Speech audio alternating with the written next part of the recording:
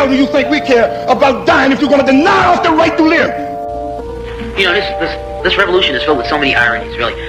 First you tell us that it is manly to keep your word. Right? If you are a man, you keep your word. And now all that the black people in this country are demanding, and even the black people in the whole world are demanding, is that you keep your word. You told us we were free. Well then, show us that we're free. You told us that there is justice, equality for all in this country. Well then, stick to your word.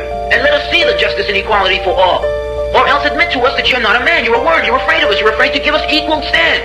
You're afraid that if you give us equal ground, that we will match you and we will override you. And if that's what you're afraid of us, then tell us that just what you're afraid of. But don't keep hiding it from us and holding this up to us, and every time we ask you for something, you give us a little bit of something, and it's all tokenism. We don't want tokenism. And there are most black men in this world that don't want charity. And yet still every time we ask you for something, you give us a little piece, a little piece. You're playing games with us. We're not children. We're big men. I've seen my father have to put up with all kinds of stuff.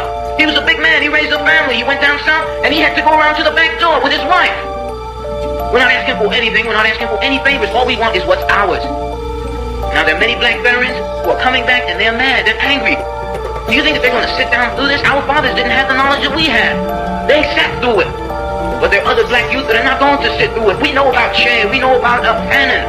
We've read the books of our revolution. We've listened to Mao and his quotations. We know where we stand. We're not going to sit for it. We're asking, and if we ask and we don't get, we're prepared to stand up and take it. If I ask a man, I tell a man I am hungry. I tell him I am cold. And I ask him to do something about my condition. And this man holds a loaf of bread right in front of me so I can see it, and I keep asking him, I'm begging him to please give me a slice of the loaf of bread. I am hungry. Then it is known by every psychologist that the next step in the progression is I am going to knock him upside the head and take the bread from him. I'm not going to starve to death. All we're asking, no one wants to see blood. No one likes the smell of blood. No one wants war. Anyone who's been in war doesn't want war. Everyone knows what it is to see the inside of a man's gut hanging out and see your friends die, see relatives die. No one wants to regress back to the state of mind where you have to think it's all for the cause, therefore my mother has to die, my wife has to die, my brothers and sisters have to die. No one wants that. But you're pushing us to it.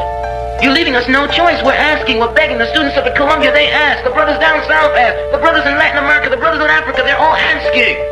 All they're doing is asking. Our fathers asked. Our grandfathers asked.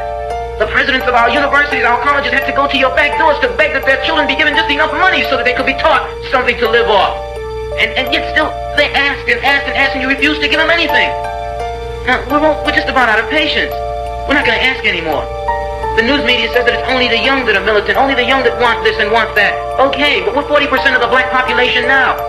Or we were a year ago, and still yet we're climbing. Before long, we'll be 50%, 55%, and then we'll have the command. We're not going to take it. We're not going to take sitting in rotten parks and in places that just aren't fit for living. We're not going to take it.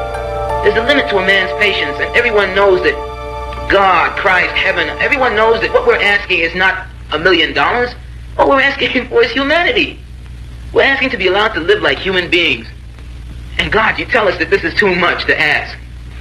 You're sick. You're definitely sick. How can you tell me that it's too much to ask to be a human being?